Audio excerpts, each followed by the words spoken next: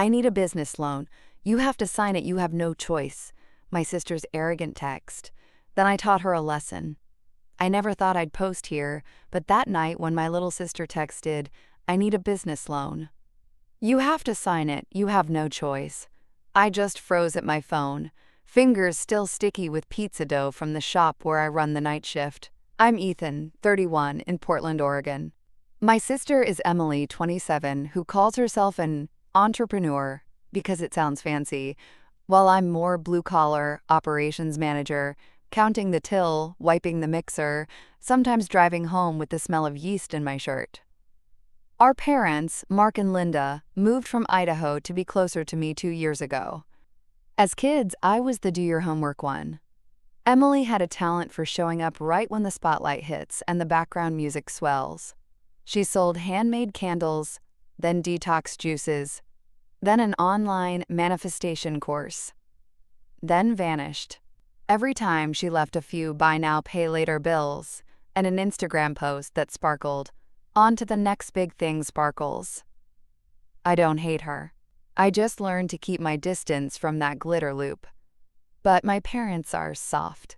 When she comes home with a beanie and a smile that says everything's fine, Mom reheats soup, Dad opens a beer, and the "this time is different" story starts again. Last week she texted, I'm opening a nail coffee lounge on SE Division. Super unique concept. I've got the main investor, just need a co-signer for an $85,000 equipment loan. Bank says if you sign, it's done. I replied, I'm not co-signing anything. Emily, you have to sign, you have no choice. I looked at you have no choice 3 times. My heart sped up. Then I looked at her avatar, a rooftop selfie with wind in her hair, and the caption, you are your only limit. I smirked. That night I spoke to my parents. Mom was uneasy. She's probably just talking tough. She's under pressure. She said the investor pulled out last minute. Dad sipped his beer. Ethan, you know family. Maybe help her one last time? I've helped plenty of last times, I said. An $85,000 loan, variable interest. If Emily fails, who gets their house, their car, whatever, on the line? Silence stretched. They looked at each other. I sighed. I'll talk to Emily. But I won't sign. If she wants advice, I'm in. 3 days later, I met Emily at a Hawthorne cafe where people type on MacBooks into art foam cappuccinos. She was 17 minutes late, still in a white blazer, like she's pitching Shark Tank. Next to her was a guy with an undercut black denim jacket, full-sleeve tattoos. Ryan, the project's creative director, according to Emily. I shook hands, sat, and set down my notebook. Okay, I said, show me the business plan. Emily pulled out an iPad, sketched some charts. Here's the concept. Nail and nitrate. A nail salon plus nitro cold brew coffee. We'll use nitrogen infusion machines to create a multi-sensory experience. Goal, $50,000 revenue the first month. 38% margins. I've got 4 tech leads from Sugar Polish. Ryan added, we don't sell services. We sell lifestyle. I asked, where's the signed lease? Vendor list? Your last 2 years of tax returns? Emily rolled her eyes. You're always negative. The lease is in negotiation. Taxes last year was a brand building year, so I cut in. Didn't file? Emily looked out the window. It's just, like, a technicality. I bullet pointed in my notebook. Lease equals no. Taxes equals no. Suppliers equals no. And the main investor? I asked. He bailed, Emily said quickly. His wife doesn't want to touch beauty. I propped my chin on my hand. So why does the bank need a co-signer? Emily smirked. Just procedural. You know you can. Emily, I slowed my voice. If I co-sign and you default, the bank tanks my credit and can come for assets. That's not procedural. Ryan cut in. Man, you're strangling an opportunity. This is the moment. No one in Portland's doing this model. I looked at Ryan, then back at her. If it's truly an opportunity, you wouldn't need to pressure family with a, you have no choice. Emily scowled. You always doubt me. You always think I'm irresponsible. I kept calm. If you want my help, it's on conditions. 1. Show me full documents. 2. I'll have a banker friend review the file. 3. Any family money runs through escrow with a security interest in equipment, no blank checks. 4. If you won't agree, I'm out. She slammed her cup. You're controlling me. No, I said. I'm protecting myself, and Mom and Dad. The meeting ended in friction. That night, Mom called. Emily's crying. Says you humiliated her in front of a partner. I was tired. Mom, I'll send you an email summary. Please read it first. I wrote a long email, explained what a cosigner is, risks, quoted variable rate terms, worst-case scenarios, attached a sample family investment agreement from a lawyer friend, spelling out disbursement terms, security liens on equipment, and what happens if the project sinks. I sent it to Emily too, CC'd my parents. Subject line, if it's a business, do it like a business. 2 quiet days. I thought the fire had cooled, but on Thursday night, while I was scrubbing the oven, my phone buzzed. Emily, okay, tomorrow 2 p.m., meet the banker at the Fremont branch. Just sign, don't be dramatic. I replied, I haven't agreed to sign. I'll come to listen. No response. Next day, I arrived early, wearing a light blue button-down, folder in hand. Emily and Ryan were already in a glass conference room with a woman wearing a badge, Kara, senior loan officer. Kara smiled politely and shook hands. Emily said brightly, this is my brother, the cosigner. I corrected, I'm Ethan, and I haven't agreed to cosign. I'm here to ask questions. Emily's face darkened, but Kara nodded. That's fine, let's discuss. I asked, is the $85,000 loan secured or unsecured? What's the collateral? Disbursement conditions? Current rate? Covenants on default? Kara opened a folder. Secured by equipment, chairs, tables, brew system, nitrogen compressor, nail spa chairs, variable rate prime plus 4.5%. Requires a cosigner with a credit score above 760. Borrower's last 2 years of tax returns. I turned to Emily. Tax returns? Emily cleared her throat. I'm working with my accountant. Kara flipped a page. Also, we noticed some delinquent credit card balances in the file. Small, but we need an explanation. Ryan jumped in. That's creative expense. We boosted marketing. Kara gave that banker smile. Whatever the expense, delinquent is delinquent. The air thickened. I opened my folder and slid over the family investment agreement. If family invests, we'll do it through escrow in exchange for a lien on equipment and access to books. Emily all but exploded. What is wrong with you? I'm your sister. You want to tie me up with paperwork? Exactly, I said. Because you're family, we need paperwork. It felt like things were clear. But not yet. Kara asked to print a few extra documents. Emily went to the restroom. Ryan stayed, staring at me. Ethan, straight talk. We've got a plan. Your sister's great at social. This model will go viral. Just don't ruin the vibe. Sign, and it'll be fine. I met his eyes. You know what fine means in dreamer speak? Spending someone else's money on your confidence. He snorted. Keep managing pizzas then. We're building an empire. The door opened. Kara returned with a stack of papers. Emily followed, looking drawn. Kara said, we need to clarify something. Our system flagged a file.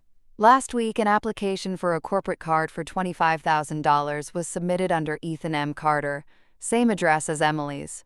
The e-signature matches your driver's license. Did you submit that? A chill ran down my spine. I did not. Kara set a photocopy on the table. My name, my apartment address. The signature looked real. Ryan raised his brows. Must be a system error. Kara stayed even. We checked. It was submitted from an IP assigned to a Wi-Fi account registered at Emily's address. My sister went pale.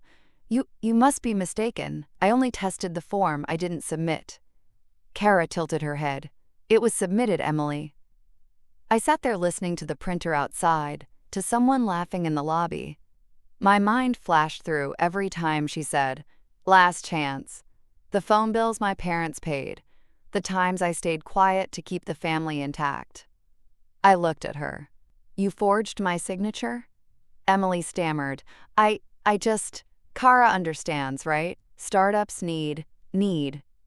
Kara set her pen down. "This is serious. Legally, this is attempted identity fraud. I'll need to inform compliance." Emily burst into tears. "Don't, please." "I didn't mean, I just needed to show the landlord I had support." I inhaled. Blood surged to my face, but my voice came out soft. "Kara, give me a minute with my sister." Kara nodded, stepped out with the door pulled to.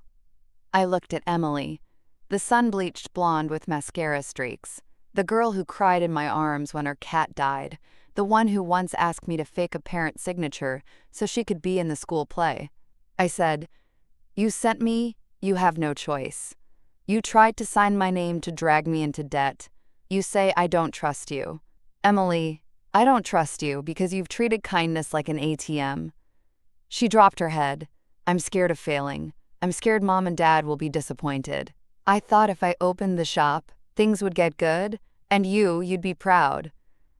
"I'll be proud when you take responsibility, not when you build illusions," I said. Kara came back with a man in a suit, probably the branch manager. The vibe shifted.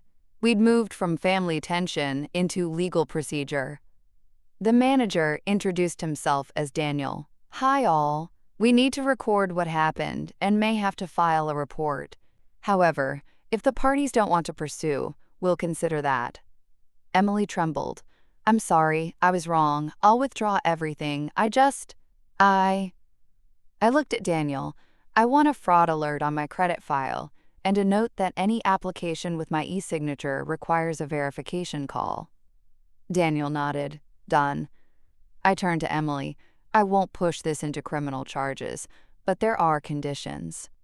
She looked up, eyes red. "What conditions?" "Starting today, you do not ask for, borrow, or touch my credit or our parents' credit.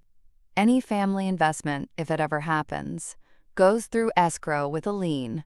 You file your last 2 years of taxes, hire an accountant, and pay down your cards. If you want a business, start by sealing the leaks." She stayed quiet for a long time. I was too tired to wait for promises. I added, "And you tell Mom and Dad the truth." We left the bank in silence. Ryan vaporized somewhere along the way, texting Emily, "I'll circle back." Then ghosting. Classic creative director who never pays for lunch. I drove her to our parents' place. Mom opened the door, confused by Emily's swollen eyes. Dad muted the TV. Emily took a shaky breath and told them, "No excuses, no spin." I stared at the living room rug with the yarn snag the dog chewed years ago, and heard her say, "I forged Ethan's signature, and I'm sorry." My parents were quiet for a long time. Mom cried. Dad clenched his hands and finally said, "Emily, we're not rescuing you today. We love you, but this time you rescue yourself." She nodded, tears falling. I added, "I set the fraud alert. If you experiment again, I'll file." She nodded again, whispering, "Okay." Sounds tidy, right? It wasn't. After placing the fraud alert, I found 2 odd inquiries on my report from last month. I called the 3 bureaus and temporarily froze my credit. That night, I drafted a family boundary document, printed it, put it on the kitchen table for everyone. It felt cold, but I knew if we didn't shut that door, we'd get sucked back in. Then something unexpected happened. 3 weeks passed. Emily basically disappeared from Instagram. No cocktail stories, no boss babe quotes. She started working evening shifts at a Vietnamese-owned nail salon in an American strip mall.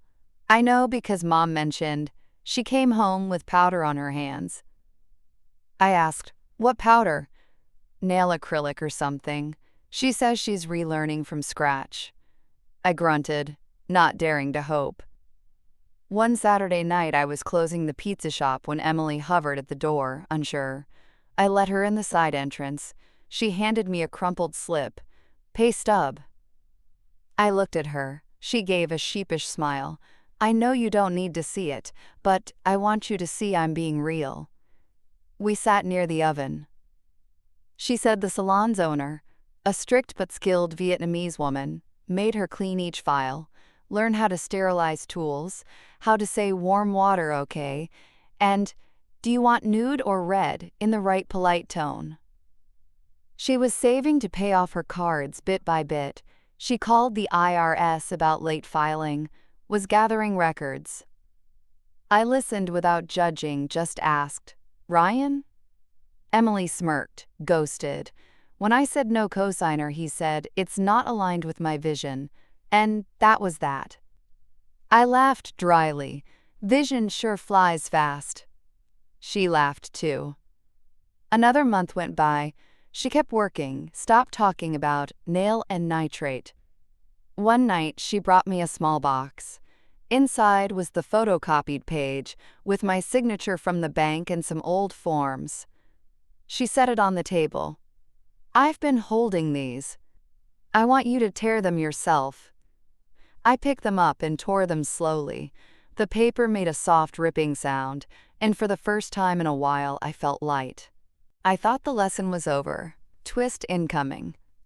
On a Monday morning, I was prepping a shipment when I got an email from Kara, the banker.